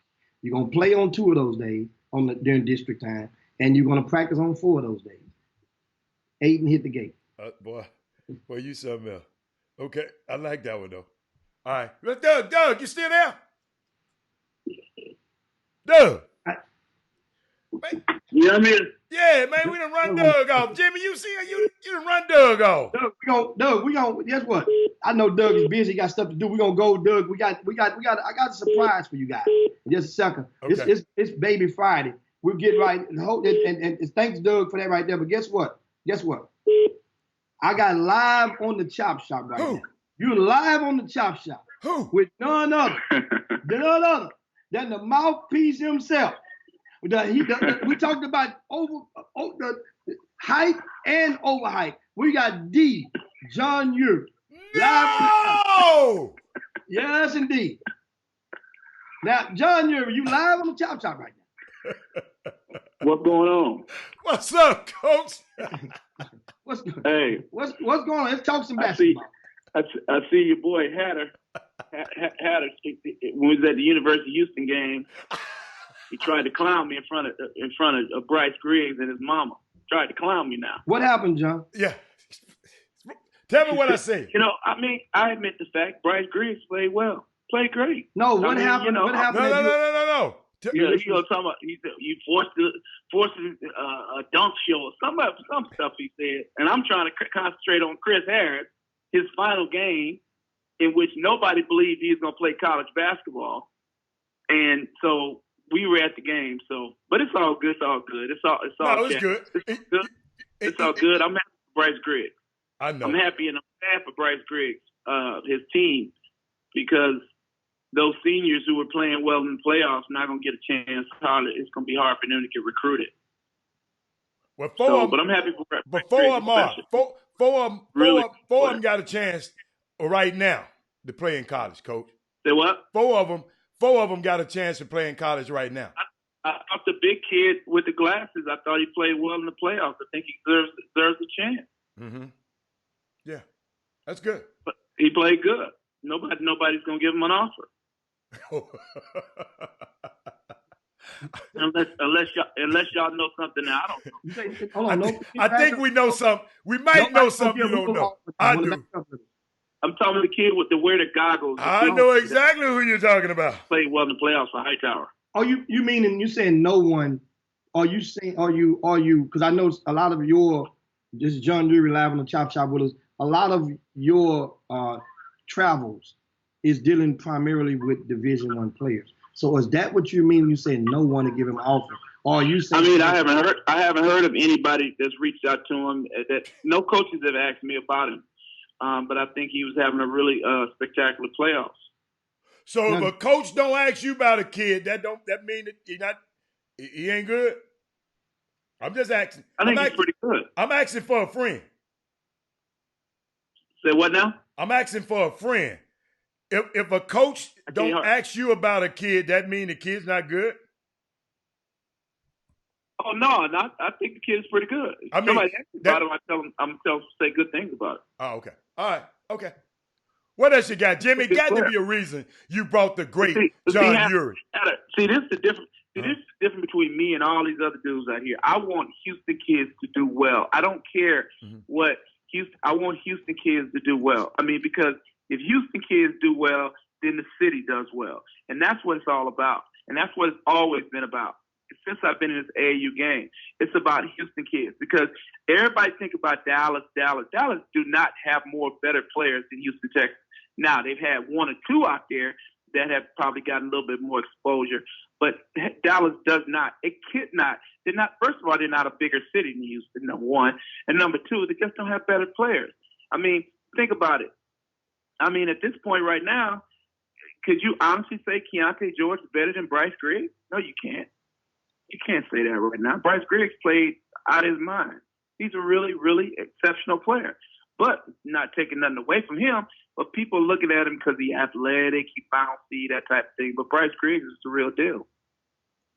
And, I mean, I'm going to tell you, for Bryce Griggs and kids like P.J. Haggerty, them dudes are special, man. I don't care what nobody say. Them dudes are real players. They're next-level players. It ain't no doubt in my mind. Them two kids are next level. There's no doubt in my mind. Now, let me throw something else at you, Jimmy Hicks. Let me throw something else at you. When, because, I heard from y'all. Okay. I heard everybody told me that, okay, Josh Farmer, he didn't play well in the playoffs. Okay, I granted that. But he went up there to Dallas to the Steph Curry underrated tour, and he was the best player there. So Steph Curry, when basketball season gets back, is going to fly all the best, what was the best 16, best, 32 players to Oakland. Dude, I'm telling you, the kid can play, man. And he got grades, too. So everybody's entitled to have a bad game, but the thing about it, you got to have players around you, too, to win, too. And Bryce Griggs had a really, really good team around him. I thought the coach at Hightower did a really good job. He did a really good job. I think he and the coach at Shadow Creek did a good job this year. Now, John, you mentioned you have so many things you covered in there. I'm just gonna go. Hal is laughing. I'm laughing because Kevin Freeman said let him hold 20,000. Say what? I'm laughing because one of the comments of one of the viewers just mentioned they never forget anything that people say on the Chop Shop. They remember you back in the days last year when we were at 102.5 FM, and you made the statement saying it was $40,000 a month. That's what it cost to rent. So he made a comment, let me owe 20,000 for that. That's what it cost, 40,000 a what? Well, you made the statement last year, and you probably missed, you said it and probably realized you said it. Said it cost you $40,000 a month to run the Houston Superstar team back in TJ Ford them. And when you were on that's about right. Yeah, and so he made a comment, Urie, let me hold 20,000. That's what I'm saying. He remembers your statement way back then. And I was just we need to get that from Bobby. We need to get that from Bobby Hatter all on Man, don't let him put me out. That's Jimmy. Oh no. and so maybe get that from Penny Hardaway. He got it. Hardaway in Memphis. You know how the Memphis boys do? They fly kids and transport kids from city to city. Oh wow! Like what you talking about? Like LeBron do it for his son? Say what? You talking about like LeBron is doing for his son? Oh, absolutely. Okay. All right. I mean, but hey, if you can do it and get away with it, then do it. But ain't nobody gonna deal with LeBron James. Ain't nobody gonna go after no LeBron James. Are you kidding me? No. And so now, of course, John Urie, we got John Urie live on the Chop Shop. We got a lot to cover. And once again, you mentioned. I got one thing, Jimmy. One thing, Jimmy, that you haven't talked about on Chop Shop, and I think is very dishonest that you haven't talked about this. And I haven't heard you talk about this, but I think you should advocate to everybody, all the listeners, coaches, administrators, that seniors should get their year back. All these seniors should get their year back. No. Here's the deal. Here's the deal. That's a winter sport, and here's why. Here's why not. All of the seniors should get their year back in the spring sports. Basketball is a winter sport. Right. 90% of those young men that were in college that played this year, Urie, at all levels, had completed their regular seasons. Right? So it's not like nothing was taken from them. The regular season was completed. So, and for that reason, because if you did it for one sport, you have to do it for all sports. And there's nothing left on the table. Now, some people got shortchanged, yes, but to get cheated totally, as it will be for, let's say, track and field, baseball, softball, the spring sports, they should get another year if they don't find a way. But Jimmy, why would you penalize a kid like Chris Harris who's supposed to go to the NCAA tournament when they had a legitimate chance? Why would you criticize the guard at Penn State who was, first of all, he came back a year to play for his senior year, and he didn't get a chance to play in the tournament? Why do you penalize them kids? You can't. The NCAA, it's not going to hurt the NCAA to say that, we'll give them another year back, and they can maybe take a graduate school class. It's not going to hurt the NCAA. As a matter of fact, I think it would enhance the NCAA, because they've taken so much criticism on, one, making money where none of these black kids, go to these schools and parents can't hardly afford to go see them play, number one. Number two is that the thing about it is a lot of these kids coming out here without a college degree. Number three, the thing about it is that, they need a little bit of help while they're there competing when these schools and these athletic associations are making millions and millions and billions of dollars. So I think it would be disingenuous to say, okay, well, let me penalize Chris Harris because, okay, coronavirus, when you should say, well, okay, well, let me figure out a way for them to play again and have another year. Now, it might hurt the scholarship kid that might be coming in. Now, instead of these programs playing 8 guys, now maybe they should play 9. A lot of these programs, they only play 7 or 8 kids. All them other kids on the bench are there for their APR. So eliminate them kids over there and play these dudes and give these dudes another year. I just think it's unfair. Obi Toppin, I know he'll probably go to NBA, but you kill his senior year. So I'm just saying I think it would be fair, even though it's not a spring sport, it's a winter sport. Mm-hmm. But I just think it's fair. I just think it's fair. John, you just said he's going to the NBA. You've made some heavy projections. But that's only 1 or 2 kids, Jimmy. That's only 1 or 2 kids. I mean, it ain't guaranteed that Chris Harris can play in the NBA. He might get a chance to maybe get in there, maybe get to the G League and work his way through. You never know. I don't know that. But don't penalize the kid who's doing the right thing. You can't penalize them dudes. Well, here's a question. I mean, who's to say? Now, here's the thing.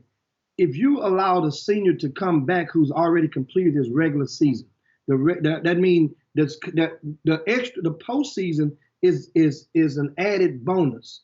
That's the part of the icing that's left in the bowl when you make the cake. That's that part. So that's lickable to those who earn the privilege of licking the bowl. You don't get to lick the bowl this time. Now, my thing is, if you come back next year, does that guarantee that you're gonna even make the postseason next year? That's right. It doesn't guarantee it, Jimmy, but at least you gave them a chance. All I'm saying, I agree with what you're saying, Jimmy, but I'm just saying the NCAA has taken a lot of hits this year. You and I will agree, and Bobby Hatter will agree. Yes, the sir. NCAA has taken hits in terms of how they treat athletes. Right. You know what I'm talking about. A lot of these kids are at these schools and they can't even have some of them don't even have meal money. But the thing about it, the NCAA, I think they have enough money, they have enough capital. The NCAA itself makes them $1 billion+. $1 billion+. As a matter of fact, I think CBS is up to renegotiate the NCAA tournament. So the thing about it is that it's not going to hurt them, Jimmy. It's not going to hurt these institutions to give them another year. It's not like they can't put them in grad school and put them, and get them through and get them at least to a year of grad school. It's not going to hurt them. Well, what is it going to hurt? You say, okay, all right, well, okay, you played 30 games, you played your full season, but who's to say that they're not going to make the tournament? Hey, John, I got something for you. At least give them an option. So, John, I got something for you. School's an option. John, can you hear me? This is Robert. Can you hear me? Yes, sir. I got something for you, though. And I understand you. You got valid points on your side. But so you think we should bring all the seniors back, or just the ones who were going to make the tournament? Because what about the ones who are not going to make the tournament? Bring them back too. How do you know that? Huh? But Hatter, that's the beauty of the NCAA tournament. You don't know that. Let me tell you what they told me. Don't make the tournament based on if he wins the tournament. You don't know that. Let me tell you what the NCAA. Let me tell you what they told me, John. NCAA had their bracket filled out almost to the T. Other than a couple of upsets that might happen in the conference tournament, they already had their brackets filled. They know who wasn't gonna go. Let me tell you something, and I hate to flip-flop here, but so you want them to go to the whole NCAA and give all of them seniors, because if you're doing one, you got to do it from Title IX, Jimmy, ain't that right? If you're doing one, you got to do it for all of them. Right. What about the guys who don't make the tournament? So you're going to go get the guys at Boogaloo State. You're going to go get the guys at Boogaloo State a chance to come back. Let me ask you a question, Hannah. Uh-huh. Who won SWAC? Who was leading the SWAC? Prairie View, right? Prairie View. Mm-hmm. Prairie View, right? Yeah. What if in the conference tournament they get upset? TSU or 1 and 2 beat Prairie View in the tournament? Yeah. Well, I think Alcorn had already lost. They got upset in the first round. So, Alcorn already lost. Uh-huh. But what if one of the teams would have beat? See, you just give them a chance, man. But what you don't understand, and I think a lot of people don't understand, and like those kids on the beach at spring break right now, dude, these are extraordinary circumstances we're up against. Of course. This like the NBA had to use a rule that's in the CBA called a force majeure that a lot of people ain't never heard about it. When you mention it, people say, what is that? Catastrophe, act of God clause that allows a lot of people to even think about that. These are extra, and I understand what you're saying. If I had a son, if I had a Chris Harris situation that was going to go to this tournament and do well, I understand you, John. Believe you me, my heart is with you. But you got to look at this thing holistically, bringing all back them seniors. Then that means my little young guy who coming out in 20, this class here, might not have a shot to play. That's what you weigh against that. I agree with that. So that's all I'm saying. Kristen had 5 years. You know what? And I came on this show. I don't know if you know this. Do you know I came on the show and talked about, I love how I didn't realize Chris was Kevin Sampson's first recruit, on how he recruited him when it wasn't sexy. I came on this show talking about Chris Harris for about 20 minutes and how. That's a good thing. Hold up. And not just in the beginning of the game, the coach came back at the end of the game. I've never seen that. And gave him another tribute. So now Chris just got to, guess what Chris got to do now? And the rest of the guys like Chris. Man, guess what? You came to college basketball. You're almost 7 foot. Man, I'm trying to go get me a check. So guess what Chris need to do? Get ready to go prepare. And the guys like Chris, man, extraordinary circumstances. Let me tell you what's going on in the NBA right now. John, I don't know if you know. It was meetings and spoke with some of the players. Do you know David Stern, rest your pup. Do you know Adam Silver? Do you know the losing players? The players are not going to be in the playoffs, just like these guys who not going to be in NC. They've been told they can go home. This ain't public news, y'all. This just, I'm giving y'all some. You talking about the number 9 season down? Yeah, the number 9 season down. The Queens and the Pelicans and their run the quest to try to get they can go, and then if they do come back, now if they fly away, if they fly a private plane, Jimmy, they don't have to be quarantined when they come back. But if you come back to the facility and you flew commercial, you have to be quarantined for 14 days before you can come back in the facility. Though they got contingency plans. You guys fly private jet anyway. Yeah, but not all of them, man. And then, Jimmy, what about your G League guys who make $35,000? What about the two-way guys? They're ending the season. The G League season is No, I'm talking about they're not in those financial brackets. You know, some of these rookies done bought their mama some houses. I know I'm going around, but since I got John Ewer on here, some of these rookies done bought their mom some houses. Jimmy, that means an NBA player. $20,000. No. I ain't talking about them rookies. I'm talking about the rookies who got money. I'm talking about. Okay. Let me finish telling the story, then you'll understand. Jimmy, it's a chance if this season don't go on, these players might not get paid till next year. Because you remember, it's a shared revenue thing. John Ewer and Jimmy. It's a 50-50 shared revenue. So if you sharing the revenues, Jimmy, guess what you got to share in? The losses. Okay? Because guess what?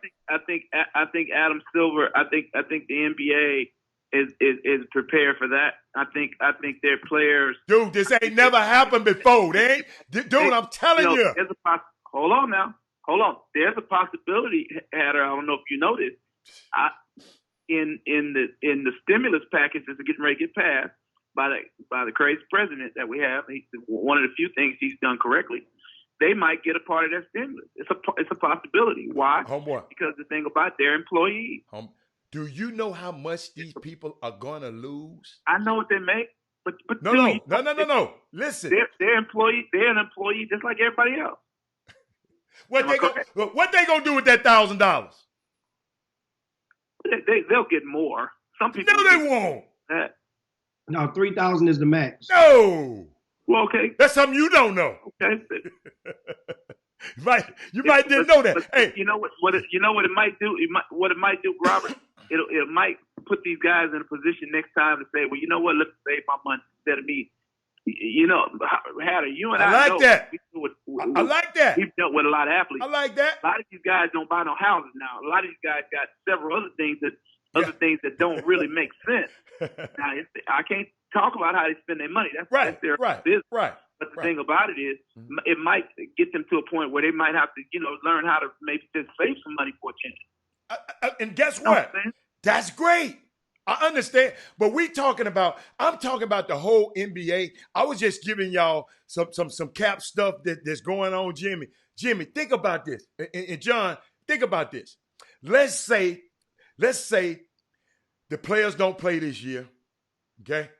Players don't play the rest of this year. The owners can recoup some of their monies back, right? So guess what, Jimmy? So earned revenue this year gonna be down. That goes into the next year's cap. And the year after that cap. They will have to be catching up and doing stuff for 4 or 5 more years. This is dude. This stuff is almost unheard of. That's why if you saw Adam Silver last night, Jimmy, he looked like he had been shot at and missed, and I don't like to say that. He looked like did you see him? He looked like he was worried. I mean, dude, this stuff is bad. Because that league is not making any revenue right now. There you go. Okay, I got you. I didn't mean to go there, John. John, now you can go back to your stuff. You might got some more stuff you can ask. We got some more stuff, John. Because Kathy, for the time, man, good gracious, the time is going. I know. But anyway, so we got John Ury live on John. You summer basketball now. The grassroots season. Of course, a lot of people don't realize you're an educator, and as well. And so we want to also give you the opportunity to explain to the people in an effort to, because they hear you. They see you on social media. They see you out. They hear you now. Okay, let them know what you're educated. Let them know where you teach at. Let them know how long you've been in the education as an educator. And real quick before I get into the summer ball, the grassroots questions. Been teaching for certified teacher for about going on 20 years. Teach high school history, Waltrip High School. And I've had a lot of experience teaching, quite a bit. I've had quite an extensive amount of time teaching, as well as AAU. I've been in AAU for 25 years. And of course, yeah. And this is really letting you know, because a lot of people may think that that's, you go to sleep, wake up just to go out and coach grassroots basketball. So your day job, you have a day job. That's the point. Yes, sir. All right. Yes, sir. And a lot of hold up, Jimmy. A lot of these other dudes, you need to go get them a day job too. A lot of these other dudes need to do that too. Instead of trying to make their money off these kids, they should be trying to, take care of their own family. But that's for another conversation. But anyway, I hope that AAU season goes back to the old way when they either have it in June or have it all open in July. It'd be perfect. It'd be great. If they can do it all of July, they have one NCAA season. They have all July, and then maybe you have two open periods. The first week of July, they'll have the NCAA period, which starts on the 23rd, and then maybe the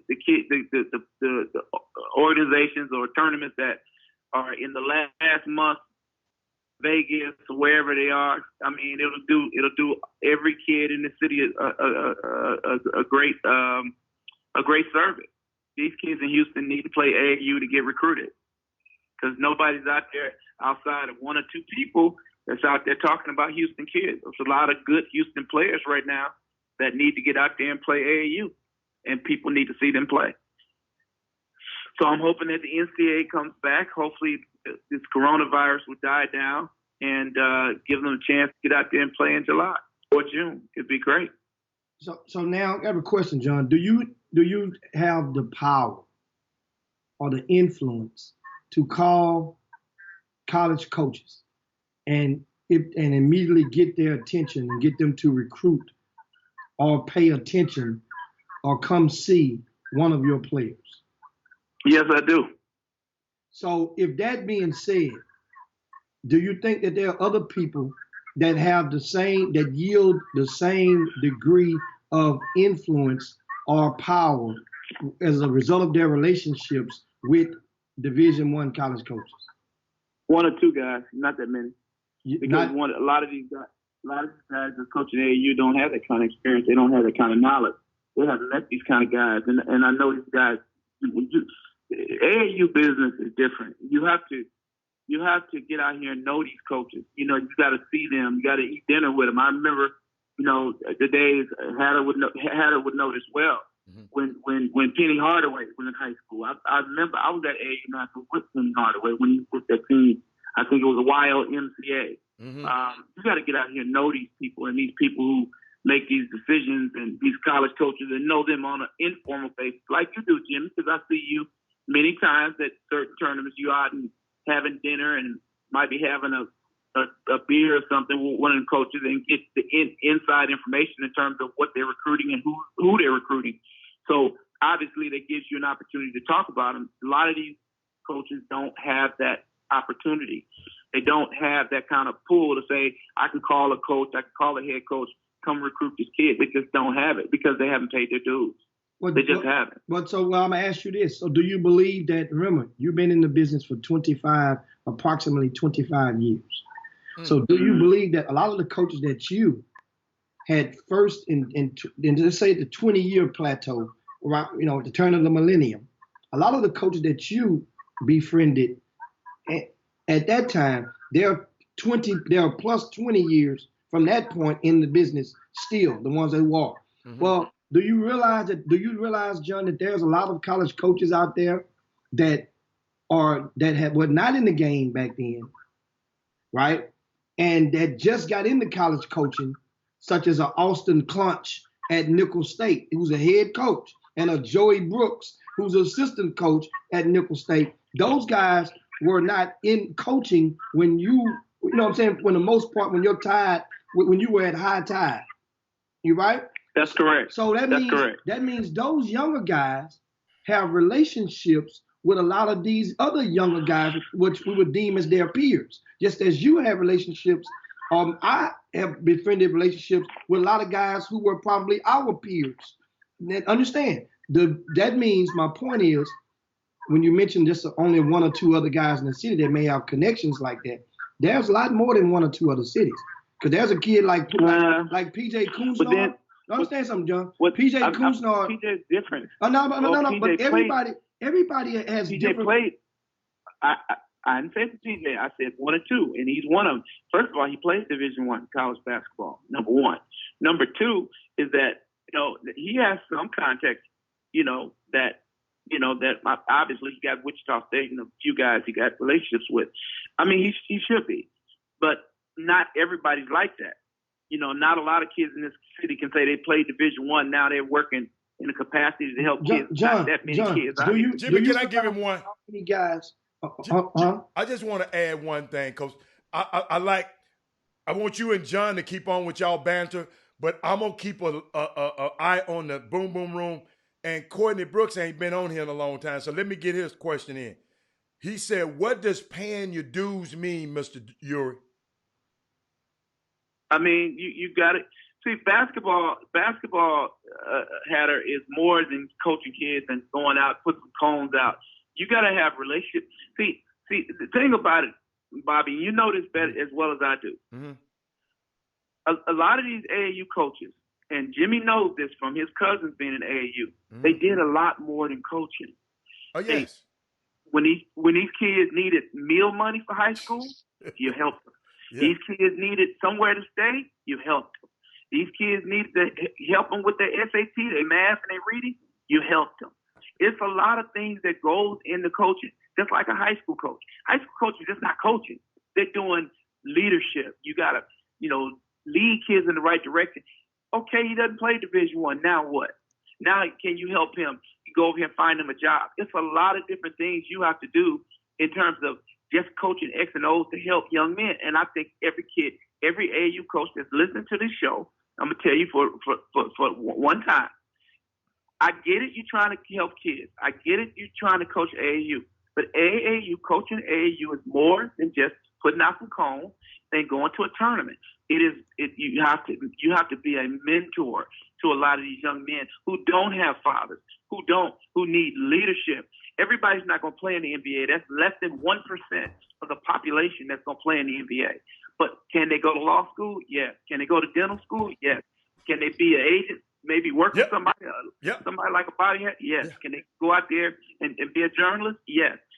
You have to do other things to make yourself, as a coach, you have to do things to lead young men in the right direction.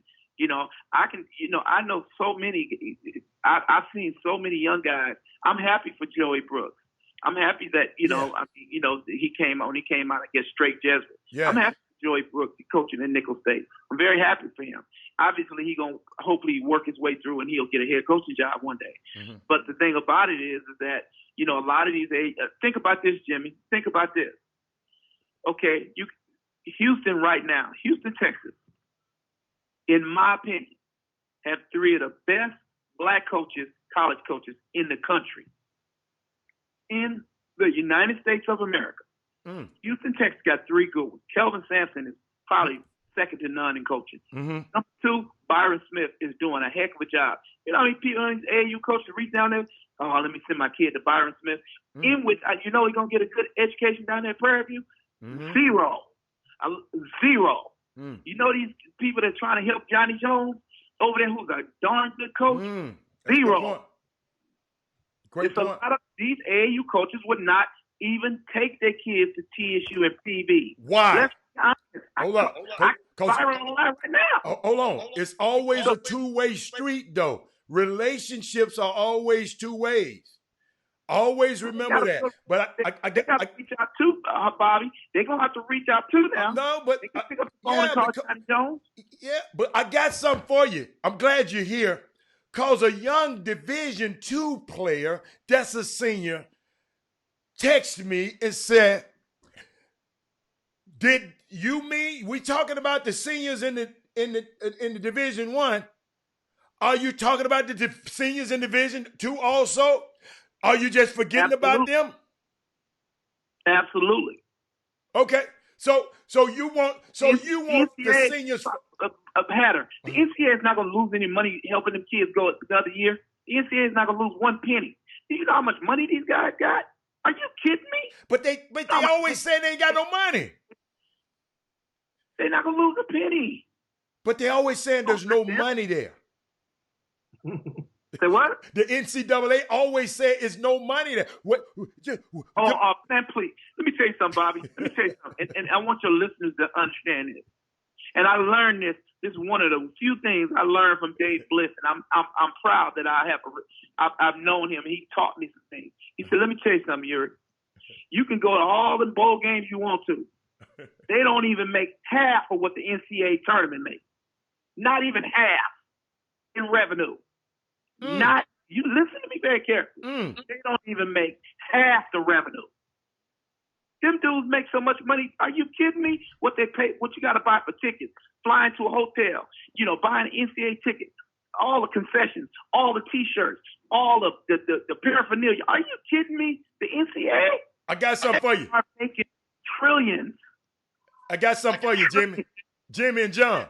I got something for you. So you saying just for this one time only, because of the catastrophic thing that happened. Hold on. NCAA add another scholarship. Excuse me. However many seniors you have, add that many scholarships to your team for that next year. Because you got to look out little Johnny who coming from high school too now. It's a one-time deal, Hatter. Okay. It's a one-time situation. Okay. But this one time, we'll use a clause like act of God clause. It's called a force majeure. Say what? It's called a force majeure. That's what that's a Latin legal term for it. The force majeure. Yeah. Okay. They should do it one time only. One time. But Courtney Brooks said something that I thought about. Really and truly, your season is over. Your season is really over, and I think Jimmy said that. The tournament is just gravy. The NCAA tournament is just gravy. Think about it. Think about this, Hatter. Mm-hmm. Look at the team that beat San Diego in the conference tournament. Okay. That team wasn't on just Joe Lunardi's list to make it to the tournament. They wasn't on their list, but they beat San Diego to get in the tournament. So what I'm trying to tell you is that it's a one-time thing. I'm saying give these kids a chance. It's a 1 year. It ain't going to hurt you. And as a matter of fact, I'm going to tell you this too. If this coronavirus, if it levels out, the NCAA can come back and play their tournament in June now and won't miss a beat. Hey, I'm with that. June and play the NCAA tournament, and I guarantee you they are talking about it right now. Because you realize the revenue they make? I'm with that one. But hold up. You saying June? But they players gonna be gone because the NBA gonna push everything back. Because I was just going to say these guys going to go to one-time deal, Adam. But it's a once-in-a-lifetime thing. Because the NBA, Jim, is pushing everything back. I'm sorry. Understand. Facilities, of course, Atlanta was the home of the Final Four for the men's and New Orleans for the females. Okay. Those two cities, first of all, if anything, you would have to go and find a date that of 4 to 5 day window, which that facility was not already booked. There are concerts, there are all type of stuff in there that's not going to move out the way. But at the same time, the hotels, different cities have conventions that take place all the time, whether it be a Mary Kay convention or whether it be oil and gas if you're in Houston. All type of conventions are often coming through, which affect the housing, the hotel industry. This thing right now, the NCAA and the Final Four, it wasn't basketball, understand, and that makes tons of money. But also the thing that came with it was the fact that they were able to incorporate their meetings, annual meetings from different umbrellas of organizations within the coaching ranks. They are there. Also, you have a lot of the. Think about it. For that gathering, outside, you do a lot of public, concerts and stuff. I mean, I'm right now. That's secondary because all of the decisions that dictate all of this stuff, Yuri, is going to be based off the academic side of everything. Business, now understand, first and foremost, they got to cover their butts, which they've already done.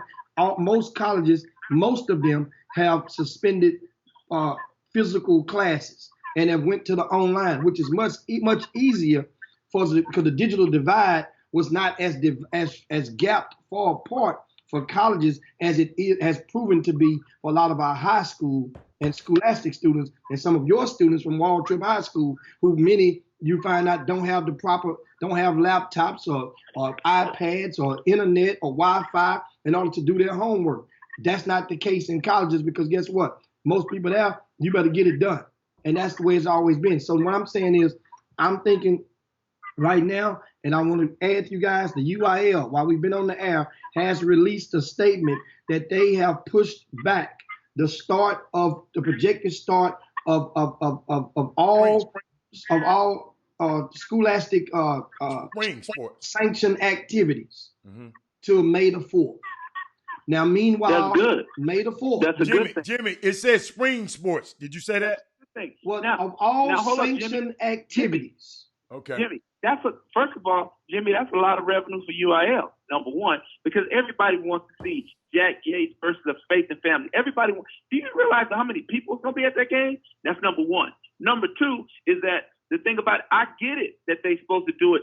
You got business people that having conventions and all that. But those business conventions are not bigger than the NCAA tournament. And Jimmy, and he got number two, Jimmy, they can do anything they like. Why you think Adam Silver, he's left it open saying, well, you know what? You know, we can push the NBA back. And I'll tell you a reason why they can push it back. Because the NFL just approved an extra game in terms of the NFL playing 17 games in the season. So the NBA is already thinking about the possibility of pushing their start their season back to coincide with the extra game that the NFL just approved that NFL teams are going to play. So it would be no big deal for the NCAA to do it because and the NBA because they can go a little longer instead of starting in September. They might start in October. So the thing about it is that it is not it's easy. It ain't easy to do, but it's doable because they already have a ironclad contract with the city of Atlanta and the city of New Orleans. They will move anything to get the NCAA tournament to those two cities. Jimmy, do you know how much revenue that is for them cities? That's millions of dollars. So you're talking about restaurants, you're talking about hotels, you're talking about taxis, you're talking about Ubers, you're talking about just the ticket alone and all the other things that they can buy. So they will make plans to make those tournaments go. I guarantee you, the NCAA is the NBA will be waiting for. First of all, they have to get the blessings from the CDC and the WOH, Of course, the WHO. of course, That of course. comes first. The Of NBA is going to set the market for returns. When they're going to be first, you know why? They were the first, one of the first to jump out of it and to avoid all the stuff. Now they're going to be one of the first to get back in. The commissioner hinted at that last night during his speech. He hinted at that. He let them know, hey, we were one of the first. The players always reminded me, they're thankful they're egg hatched first. And so they're going to make a prevalent effort as soon as they get the word. But meanwhile, the players are ready to play. They're going to be first because you can tell how the planning goes. And one thing about Adam Silver is it's remarkable in the capacity of his leadership. Now, once they set the table, then it's not going to be NCAA setting the table, then NBA. NBA is going to set the table first. You can best believe that. And it has nothing to do with amateur basketball. It has nothing to do with no concern about when the Final Four can be or not. They're going to set their table and their calendar. And when they do, the regular season will be completed. It will emerge right into the playoffs, if at all. Then NCAA is going to come and lay their thing down. They will have a decision to make. And it will be with all respect to graduations, to different timelines. They will see if they can lay their stuff down on and like layers. When you're dealing with graphics, they're gonna try to put their layers on top of that. Meanwhile, in the NCAA, one decision that's gonna be made, John, and it's gonna affect you, is the live periods. The live periods, which was supposed to be April the 17th through the 19th and 24th through the 26th, that's probably going to be moved. And do you think it's a possibility? You think it's a possibility they can do it all in July or June? Well, they was already going to do it in July. July is already set, and they could add another date. That's on the table. They're talking. Add two more dates. Well, understand, they have camps. That's their kitty. They're not going to cut their own pockets if they just sold them onto their pants last year. You best believe that. The NCAA just sold them pockets for those NCAA basketball, the college basketball academies. They're not going to take those off their pocket right now. Think about how much bread they're getting from out of that. You know what? And I just wanted to comment. It was a great conversation. I just wanted to comment. I was thinking about what Adam Silver in his meeting last night, John, and you can chime in, and Jimmy. But he said a lot of things. But the thing that made me say, that nobody really talked about, he said that return of the NBA, Jimmy, might not be in the form of teams. He said there could be a subset. That's the language he used. Sort of like all-star game. High-profile players, if they could go through testing and go through quarantine, and we would be comfortable that they don't have the virus, they could play together. They could get together and play a game, whether it's for charity or for goodwill. He wanted, what he was saying, he said, I know a lot of people glossed over that. He said, I wanted to get millions of basketball fans. He said, most of our fans watch it on some kind of device or by TV. Just a small minute of our fans are able to fit in our stadiums. He said, I wanted to give the million of basketball fans something to watch, something to look forward to. And you know what, Jimmy? I thought about it, John. That never crossed my mind at all. This how these guys are thinking up there. They know this. Joe, you got I'm giving you a timeline, Jimmy. China is about to start back now in 2 weeks. And the reason it's 2 weeks, because they're giving the players who flew back over 2 weeks quarantine. Okay? Jimmy, in late January is when they was at their worst. Okay? So, Jimmy, do the math. You the math guy. Late January is when China had their biggest scare and their biggest problem. So we got to look at the timetable, that same timetable, if we do the stuff that we need to do, which you already said might not happen. It's hard. It's gonna be hard for. But Jimmy, guess what I learned from the scientist yesterday, John Urey? I talked to on the phone. The reason it spread so much in Italy. Guess why she said it, Jimmy? Because they're so affectionate over there. They always kissing and hugging and all of that. That's why it spread so much over there. You know when in Italy, you know how they kiss on you when you know the Italians kiss on you and all of that, all that old kind of stuff like the Godfather and them do it. That's an affectionate. I'm telling you, the scientist was telling me about it. I said, wow, I never thought about it like that. So, I mean, y'all, we can wrap it up. I mean, great. Thank you, John Urey, for coming on today. Jimmy, you got something? John, anything you want to add? Because we're about to close out the show. Yeah, it's time to go to work. Jimmy, you ain't got to go to TV today. Advocate for AAU. AAU season. Hopefully we get those 2 periods back in July, and it'll be good.